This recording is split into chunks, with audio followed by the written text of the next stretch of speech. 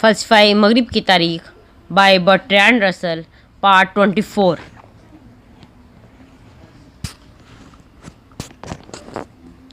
متعدد قوتوں نے اس صورت حالات کو ختم کر دیا۔ پہلی قوت جمہوری تھی، جیسی کہ وہ انقلاب فرانس اور بعد کے نتائج کی صورت میں ظاہر ہوئی۔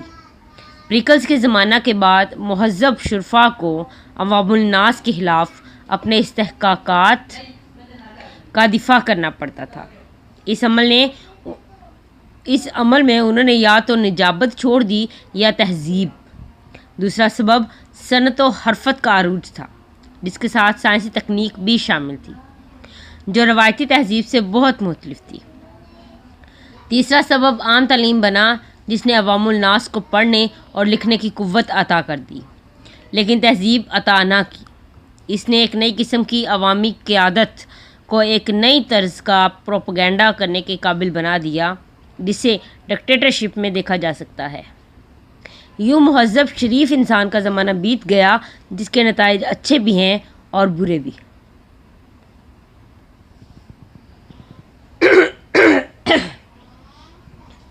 باب نمبر 22، ارسطو کی منطق۔ یوں تو ارسطو کا اثر مختلف میدانوں میں بہت زیادہ تھا، لیکن سب سے زیادہ منطق میں تھا۔ بعد کے پرانے وقتوں میں جب مابعد الطبیعیات میں بھی افلاطون کی دھاک تھی، منطق میں ارسطو کو سند تسلیم کیا جاتا تھا، اور تمام قرون وسطیٰ کے دوران اس کی یہ حیثیت قائم رہی۔ 13ویں صدی میں عیسائی فلسفیوں نے مابعد الطبیعیات میں بھی اس کی برتری کو تسلیم کر لیا۔ احیاء علوم کے بعد ارسطو کی مابعد الطبیعیات میں تو وہ حیثیت قائم نہ رہی، لیکن منطق میں اس کی برتری قائم رہی۔ آج بھی تمام کیتھولک معلمین، فلاسفہ اور بہت دیگر لوگ بھی جدید منطق کے انکشافات کو سختی سے رد کرتے ہیں، اور عجیب اجارہ داری کے ساتھ ایسے نظاموں سے چمٹے رہتے ہیں جو آج یقیناً اس طرح متروک ہو چکا ہے جس طرح بطلیموس کا علم حیت۔ یہ بات ارسطو کے لیے تاریخی طور پر انصاف کرنے میں مشکل پیدا کرتی ہے۔ موجودہ زمانے میں راست فکری میں اس کا اثر اتنا کمزور ہو گیا ہے کہ یہ یاد رکھنا بھی مشکل ہو گیا ہے کہ اس نے اپنے متقدمین بشمول افلاطون سے کتنی زیادہ پیش رفت کی، اور آج بھی منطق میں اس کا کام کس قدر قابل تعریف معلوم ہوتا ہے۔ اگر ترقی کے تسلسل میں سے ایک مرحلہ سمجھا جاتا بہ نسبت اس کے کہ آج 2000 سال کے جمود کے بعد اسے بالکل ہی ختم سمجھا جاتا، جیسا کہ وہ حقیقت میں تھا۔ ارسطو کے متقدمین کے متعلق بات کرتے ہوئے قاری کو یہ یاد دلانے کی ضرورت نہیں کہ وہ زبانی طور پر محرک نہیں ہیں، اس لیے ان کے تمام نظریات کو تسلیم شدہ قرار دیے بغیر ذہانت کی تعریف کی جا سکتی ہے۔ اس کے برعکس ارسطو ابھی تک خصوصاً منطق کے بارے میں میدان جنگ ہے، اس لیے اس کا صرف تاریخی طور پر کوئی مقام متعین نہیں کیا جا سکتا۔ منطق میں ارسطو کا سب سے اہم کارنامہ نظریہ قیاس ہے۔ قیاس کی دلیل 3 حصوں پر مشتمل ہوتی ہے: مقدمہ کبریٰ، مقدمہ صغریٰ اور نتیجہ۔ قیاسات کے متعدد اقسام ہیں۔ متکلمین نے ہر قسم کا نام رکھا ہے۔ سب سے زیادہ معروف قسم کا نام باربارا ہے۔ تمام انسان فانی ہیں، مقدمہ کبریٰ۔ سقراط ایک انسان ہے، مقدمہ صغریٰ، اس لیے سقراط فانی ہے، نتیجہ۔ یا تمام انسان فانی ہیں، تمام یونانی انسان ہیں، لہذا تمام یونانی فانی ہیں۔ ارسطو 2 اقسام میں کوئی امتیاز نہیں سمجھتا، جیسا ہم دیکھیں گے کہ یہ ایک مغالطہ ہے۔ باقی اقسام یہ ہیں: کوئی مچھلیاں عقلی نہیں ہوتیں، تمام شارک مچھلیاں ہوتی ہیں، لہذا کوئی شارک عقلی نہیں ہوتی۔ اس قسم کا نام شعاجتہ ہے۔ تمام انسان عقلی ہیں، بعض جانور انسان ہوتے ہیں، لہذا بعض جانور عقلی ہوتے ہیں۔ اس قسم کو دھیاکینی کہتے ہیں۔ کوئی یونانی سیاہ فام نہیں ہوتا، بعض انسان یونانی ہوتے ہیں، لہذا بعض انسان سیاہ فام نہیں ہوتے ہیں۔ اس قسم کو فیونا کہا جاتا ہے۔ یہ 4 اقسام شکل اول بناتی ہیں، ارسطو دوسری اور تیسری شکل کا اضافہ کرتا ہے۔ متکلمین نے چوتھی شکل کا اضافہ کیا ہے۔ یہ ظاہر کیا گیا ہے کہ بعد کی 3 اشکال کو کئی تراکیب سے شکل اول میں تبدیل کیا جا سکتا ہے۔ بعض ایسے استناجات ہیں جنہیں صرف ایک مقدمہ سے منضبط کیا جا سکتا ہے۔ بعض انسان فانی ہیں سے ہم یہ نتیجہ نکال سکتے ہیں کہ بعض فانی انسان ہیں۔ ارسطو کے مطابق تمام انسان فانی ہیں سے یہ بھی نتیجہ نکالا جا سکتا ہے کہ کوئی دیو فانی نہیں ہے۔ سے ہم یہ بھی نتیجہ نکال سکتے ہیں کوئی فانی دیوتا نہیں ہے، لیکن تمام انسان یونانی نہیں ہیں۔ سے یہ نتیجہ نہیں نکلتا کہ بعض یونانی انسان نہیں ہیں۔ اوپر لکھے گئے استخراجات کے علاوہ ارسطو اور اس کے متبعین نے سمجھا کہ تمام استخراجی نتیجہ جب اسے ٹھیک ٹھیک بیان کیا جائے تو قیاس کی صورت ہوتا ہے، لیکن قیاس کے تمام مستحکم اقسام کو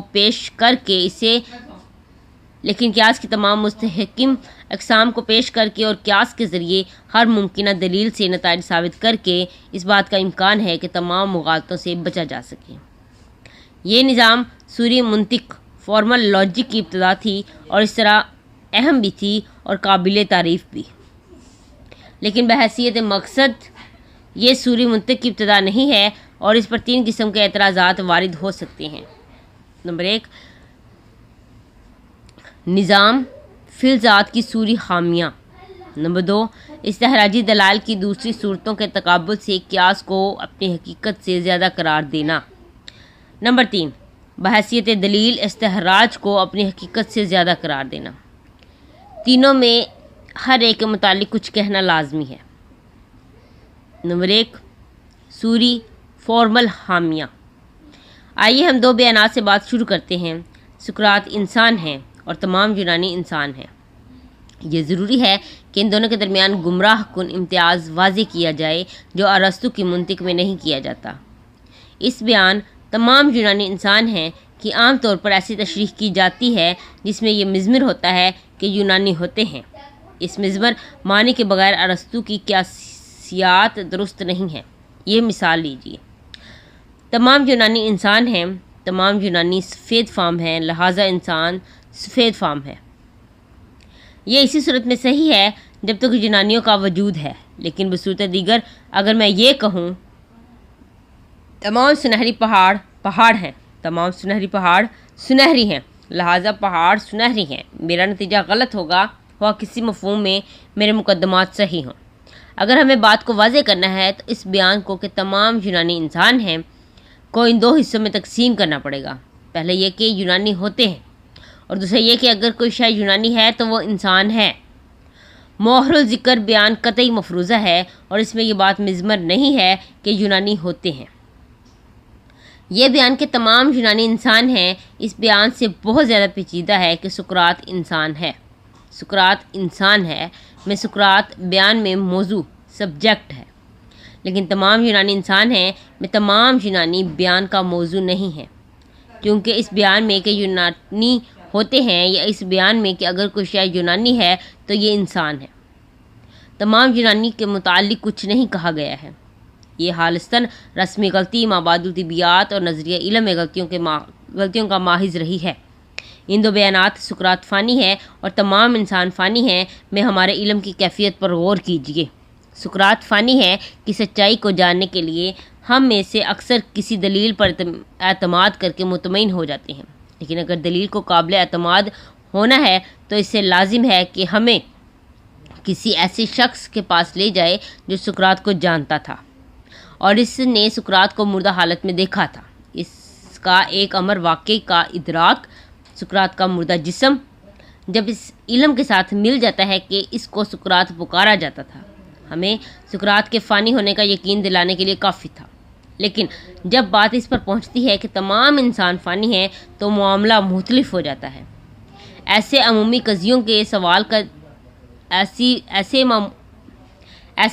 قضیوں کہ علم کا سوال بہت مشکل ہے۔ بعض اوقات یہ محض زبانی ہوتے ہیں۔ تمام یونانی انسان ہیں کا علم یوں ہوتا ہے کیونکہ کسی کو ایک یونانی نہیں کہا جا سکتا جب تک وہ انسان نہ ہو۔ ایسے عمومی بیانات لغات سے حاصل کیے جا سکتے ہیں۔ ایسے بیانات ہمیں دنیا کے متعلق کچھ نہیں بتاتے سوائے اس کے کہ الفاظ کس طرح استعمال کیے جاتے ہیں۔ لیکن تمام انسان فانی ہیں اس قسم کا بیان نہیں ہے۔ منطقی لحاظ سے ایک فانی انسان کے متعلق کوئی بات خود نقیض نہیں ہے۔ ہم استقراء کی بنیاد پر اس قضیے کو تسلیم کرتے ہیں کیونکہ کسی ایسے انسان کی کوئی بہت مستند شہادت سامنے نہیں آئی کہ کوئی ایسا کہہ لیجئے 150 برس عمر کا انسان ملا ہو، لیکن یہ بات قضیے کو صرف احتمالی بناتی ہے، یقینی نہیں۔ جب تک زندہ انسان موجود ہیں یہ یقینی نہیں ہو سکتی ہے۔ مبادل طبیعیاتی غلطیاں اس مفروضے سے پیدا ہوئیں کہ تمام انسان فانی ہیں کا ایسے ہی مفہوم میں موضوع ہے جیسے سقراط فانی ہے کا ہے۔ اس سے ایک مفہوم میں یہ نہ ماننا ممکن ہو گیا کہ تمام انسان سے اسی طرح ایک ہستی ظاہر ہوتی ہے جیسے کہ سقراط کی ہستی ظاہر ہوتی ہے۔ یوں ارسطو یہ کہنے لگا کہ نوح ایک جوہر ہے۔ اس نے اس بیان کو مشروط بنانے کی کوشش کی لیکن اس کے متبعین خصوصاً پورفیریوس نے کم احتیاط برتی۔ اس غلطی کی وجہ سے ارسطو ایک اور مغالطے کا شکار ہو گیا اور وہ یہ کہ ایک محمول کا محمول بھی ابتدائی موضوع کا محمول پریڈیکیٹ ہو سکتا ہے۔ اگر میں کہتا ہوں کہ سقراط یونانی ہے، تمام یونانی انسان ہیں، تو ارسطو سمجھتا ہے کہ انسان محمول ہے یونانی کا جبکہ یونانی محمول ہے سقراط کا، اور صاف ظاہر ہے کہ انسان محمول ہے سقراط کا، لیکن حقیقت میں انسان یونانی کا محمول نہیں ہے۔ اسما یا محمول میں امتیاز مبادل طبیعیات زبان میں یوں اجزاء اور کلیات میں امتیاز کو دھندلا دیا گیا ہے اور اس کے فلسفے میں آفت خیز نتائج نکلے ہیں۔ اس کے نتیجے میں پیدا ہونے والے اختلافات کنفیوژنز میں سے ایک یہ مفروضہ تھا کہ ایک جنس جس کا صرف ایک فرد ہے وہ بعینہ وہی فرد ہے اس نے عدد ایک کے صحیح نظریہ کو ناممکن بنا دیا اور وحدت کے متعلق نہ ختم ہونے والی بری مبادل طبیعیات کا سلسلہ شروع ہو گیا۔ نمبر 2، قیاس کی بعید ضرورت مرتبط۔ قیاس استخراجی استدلال کی صرف ایک قسم ہے۔ علم ریاضی جو تمام تر استخراجی ہے میں قیاس مشکل ہی سے ہوتا ہے۔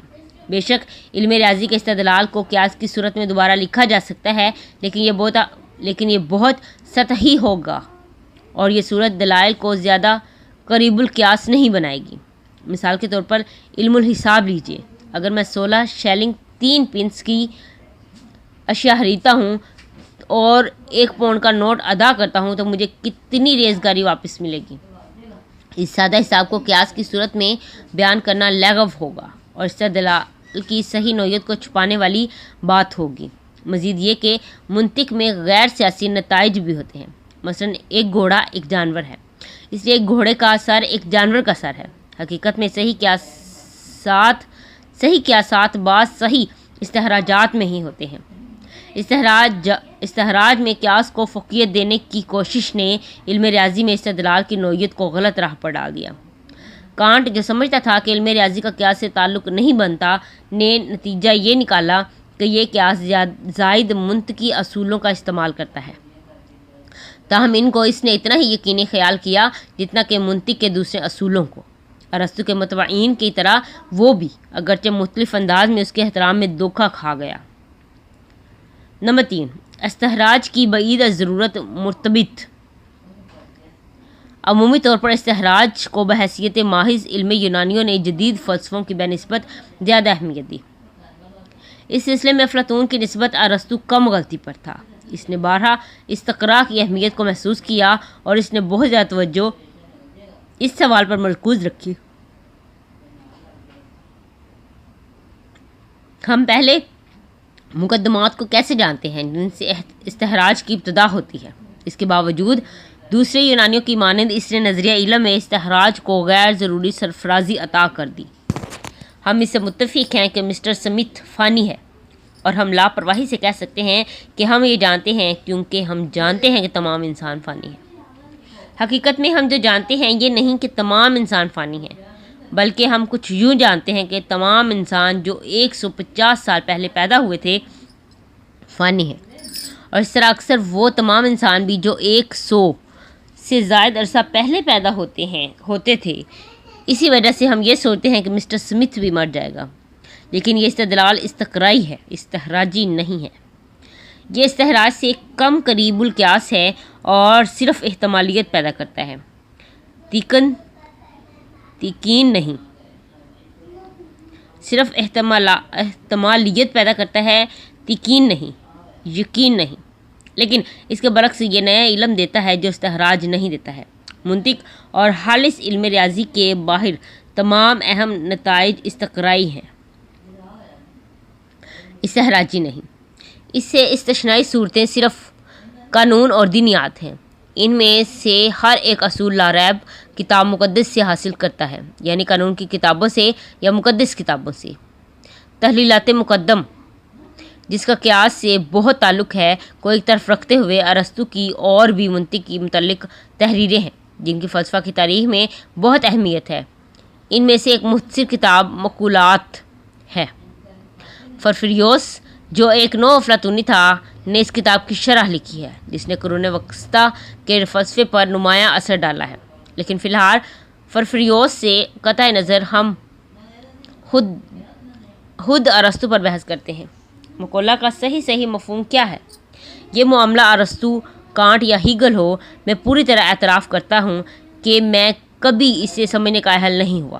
میرا اپنا یہ خیال ہے کہ مقولہ اصطلاح فلسفے میں کسی طرح بھی مفید نہیں ہے جس سے یہ کوئی واضح تصور پیش کریں۔ ارسطو کے ہاں 10 مقولات ہیں جو یہ ہیں: نمبر 1 جوہر، سبسٹینس۔ نمبر 2 کمیت، کوانٹٹی۔ نمبر 3 کیفیت، کوالٹی۔ نمبر 4 ربط، ریلیشن۔ نمبر 5 مکان، پلیس۔ نمبر 6 زمان، ٹائم۔ نمبر 7 مقام، پوزیشن۔ نمبر 8 حالت، اسٹیٹ۔ نمبر 9 فعل، ایکشن۔ نمبر 10 محبت، افیکشن۔ مقولہ اصطلاح کی صرف ایک تعریف کی گئی ہے: اظہارات جو کسی طرح بھی مرکب ظاہر نہیں ہوتے۔ اس کے بعد اوپر دی گئی فہرست آتی ہے۔ اس کے یہ معنی معلوم ہوتے ہیں کہ ہر وہ لفظ جس کے معنی دوسرے الفاظ کے معنی سے مرکب نہیں بنتے ہیں وہ جوہر یا کمیت وغیرہ ظاہر کرتا ہے۔ کسی ایسے اصول کی وضاحت نہیں ملی جس پر 10 درجات کی فہرست ترتیب دی گئی ہو۔ جوہر بنیادی طور پر وہ ہے جو کسی موضوع کا محمول نہ بنتا ہو اور نہ ہی موضوع میں موجود ہو۔ ایک شے کو اس وقت موضوع میں موجود کہا جاتا ہے جب وہ موضوع کے بغیر وجود میں نہ آ سکتی ہو، خواہ وہ موضوع کا حصہ نہ ہو۔ جو مثالیں دی گئی ہیں وہ گرامر کے علم کا ایک حصہ ہے جو ذہن میں موجود ہوتا ہے، اور محسوس سفیدی شاید جو بدن میں موجود ہو۔ اس بیان کردہ بنیادی مفہوم میں ایک جوہر ایک انفرادی شے یا ایک فرد یا ایک جانور ہے، لیکن ثانوی مفہوم میں ایک نوع یا ایک جنس، یعنی انسان یا جانور شاید جوہر کہا جا سکتا ہے۔ ثانوی مفہوم میں ناقابل دفاع معلوم ہوتا ہے۔ اس نے متعابین فلسفیوں کے ہاتھوں بہت زیادہ بری مابعد الطبیعیات کا دروازہ کھول دیا۔ تخیلات مطہر ایک ایسی کتاب ہے جو زیادہ تر اس سوال کے متعلق بحث پر مبنی ہوتی ہے جو کسی بھی استخراجی نظریہ کے لیے درد سر بن سکتا ہے، یعنی مقدمات اولیٰ کس طرح حاصل کیے جا سکتے ہیں، کیونکہ استخراج کو کہیں سے تو ابتدا کرنا ہی ہے۔ تو ہم ضرور کسی غیر ثابت شدہ سے ہی شروع کریں گے جو اس کے برعکس کسی ثبوت سے ہی ثابت ہو سکتی ہے۔ میں ارسطو کے نظریہ کی تفصیل پیش نہیں کروں گا کیونکہ اس کا انحصار نوعیت ایسنس کے نظریہ پر ہے۔ وہ کہتا ہے ایک تعریف ایک شے کی نوعی فطرت کا بیان ہوتی ہے۔ ارسطو کے بعد جدید زمانے تک نوعیت کا نظریہ ہر فلسفے کا اہم حصہ رہا ہے۔ میری رائے میں یہ ذہن کو مقدر کر دینے والا ایک مایوس کن نظریہ ہے، لیکن اس کی تاریخی اہمیت اس امر کی متقاضی ہے کہ اس کے متعلق کچھ کہا جائے۔ ایک شے کی نوعیت بظاہر عبارت ہے ان خصوصیات سے جنہیں اپنی ذات کھوئے بغیر وہ تبدیل نہیں کر سکتی۔ یہ ممکن ہے کہ سقراط بعض اوقات خوش ہوتا ہو اور بعض اوقات افسردہ، بعض اوقات تندرست ہوتا ہو اور بعض اوقات بیمار۔ کیونکہ وہ اپنی خصوصیات تبدیل کرنے کے باوجود سقراط ہی رہتا ہے تو اس لیے یہ اس کی نوعیت کا حصہ نہیں ہے۔ لیکن سقراط کی نوعیت یہ فرض کی جا سکتی ہے کہ وہ ایک انسان ہے، اگرچہ فیثاغورس جو تناسخ روح کا قائل ہے اس بات کو تسلیم نہیں کرتا۔ دراصل نوعیت کا سوال الفاظ کے استعمال سے تعلق رکھتا ہے۔ ہم مختلف مواقع پر مختلف واقعات کے لیے ایک ہی نام استعمال کرتے ہیں۔ ایسے واقعات کو ہم ایک ہی واحد شے یا شخص کے اظہار سمجھتے ہیں، تاہم یہ محض ایک لفظی سہولت ہے۔ یوں سقراط کی نوعیت عبارت ہے ان خصوصیات سے جن کی عدم موجودگی میں ہمیں سقراط کا نام استعمال نہیں کرنا چاہیے۔ مسئلہ محض لسانی ہے۔ ایک لفظ نوعیت کا حامل ہو سکتا ہے لیکن ایک شے نہیں ہو سکتی۔ نوعیت کے تصور کی مانند جوہر کا تصور بھی ایک لسانی سہولت کو مبادئ الطبیعیات کی جانب منتقل کرتا ہے۔ دنیا کو بیان کرتے ہوئے ہم اس میں سہولت محسوس کرتے ہیں کہ ہم سقراط کی زندگی کے متعدد وقوعات کو واقعات کے طور پر بیان کریں، اور اسی طرح مسٹر سمتھ کی زندگی کے وقوعات کو بھی واقعات ہی کہیں۔ یہ حقیقت ہمیں اس سوچ کی طرف لے جاتی ہے کہ سقراط یا مسٹر سمتھ سے ایک ایسی شے کا اظہار ہوتا ہے جو متعدد سالوں کے دوران قائم رہتی ہے اور ایک طرح سے ان واقعات سے زیادہ ٹھوس اور حقیقی ہے جو واقعات اس سے پیش آتے ہیں۔ جب سقراط بیمار ہے تو ہم سمجھتے ہیں کہ دوسرے موقع پر سقراط تندرست ہے، اور اس سے سقراط کا وجود اس کی بیماری سے الگ تھلگ ہے۔ اس کے برعکس بیماری اس امر کی متقاضا ہے کہ بیمار ہونے کے لیے کوئی ہو، اگرچہ سقراط کا بیمار ہونا ضروری نہیں، لیکن سقراط کے متعلق کوئی شے تو ہوتا کہ اس کے موجود ہونے کا خیال ہو سکے۔ اس لیے حقیقت میں وہ ان اشیاء سے زیادہ ٹھوس نہیں ہے جو اسے ہوتی ہیں۔ جوہر کو جب سنجیدگی سے لیا جائے تو اس کا تصور مشکلات سے مبرہ نہیں ہو سکتا۔ ایک جوہر ایسی شے سمجھا جاتا ہے جو خصوصیات میں موضوع سبجیکٹ ہو اور ایسی ہو جو اپنی تمام خصوصیات سے ممتاز ہو، لیکن جب ہم اس کی خصوصیات ہٹا دیتے ہیں تو ہم دیکھتے ہیں کہ باقی کچھ نہیں رہتا۔ آئیے مادہ کو ایک اور انداز میں پیش کریں۔ وہ کیا ہے جو ایک جوہر سے دوسرے جوہر میں فرق ظاہر کرتا ہے؟ خصوصیات فرق ظاہر نہیں کرتی، کیونکہ جوہر کے منطق کے مطابق خصوصیات میں فرق سے یہ لازم ٹھہرتا ہے کہ متعلق جوہروں کے درمیان عددی تفاوت ہو۔ اس لیے وہ جوہر ٹھیک اس طرح دو ہونے چاہیے کہ وہ دونوں کسی طرح بھی ایک دوسرے سے مختلف نہ ہوں۔ تو پھر یہ کس طرح معلوم کیا جائے کہ وہ دو ہیں؟ در حقیقت جوہر واقعات کو گٹھریوں میں سمیٹنے کا ایک سہل انداز ہے۔ ہم مسٹر سمتھ کے متعلق کیا جانتے ہیں؟ جب ہم اسے دیکھتے ہیں تو ہمیں رنگوں کا ایک نمونہ نظر آتا ہے۔ جب ہم اسے بولتے سنتے ہیں تو ہمیں آوازوں کا ایک تسلسل سنائی دیتا ہے۔ ہم جانتے ہیں کہ وہ ہماری طرح افکار و جذبات رکھتا ہے، لیکن ان تمام وقوعات سے الگ مسٹر سمتھ کیا ہے؟ محض ایک تصوراتی الیکس ہک جس پر یہ وقوعات لٹکتے فرض کیے جاتے ہیں۔ در حقیقت انہیں کسی الکس کی ضرورت نہیں ہے، جیسے زمین کو کسی ہاتھی کی ضرورت نہیں ہے جس پر یہ ٹھہری رہے۔ کوئی بھی شخص یہ دیکھ سکتا ہے کہ اسی مشابہت سے جغرافیائی علاقوں میں ایک لفظ جیسا کہہ لیجئے فرانس ایک لسانی سہولت ہے اور ایسی کوئی شے نہیں جسے فرانس کہا جاتا ہے، ماں سوائے اس کے مختلف حصوں کے۔ یہی بات مسٹر سمتھ کے متعلق صحیح ہے۔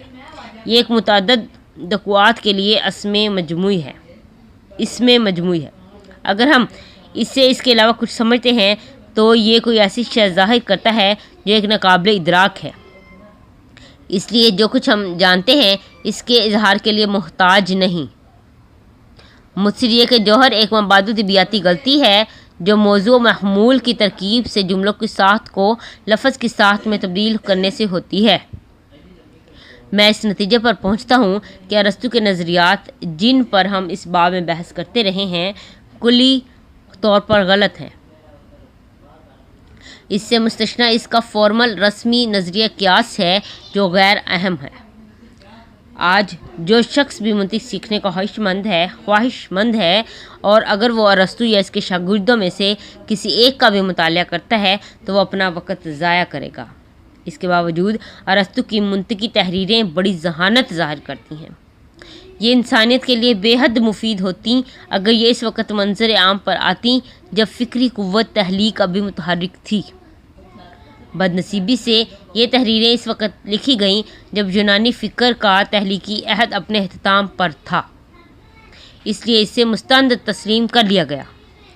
جب منطقی تحلیق دوبارہ زندہ ہوئی تو اس کے 2000 سال عہد حکومت نے یہ ناممکن بنا دیا کہ ارسطو کو اس کے تحت سے اتارا جا سکے۔